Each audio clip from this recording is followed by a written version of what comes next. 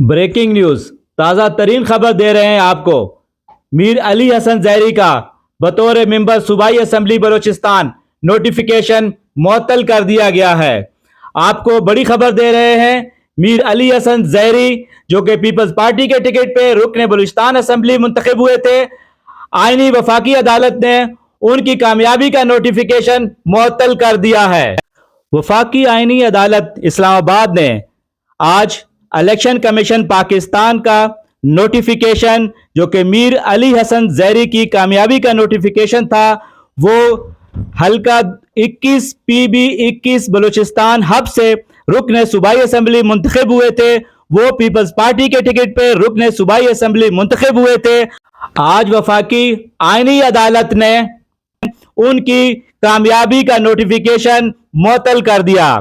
आपको बताते चलें, मीर अली हसन जहरी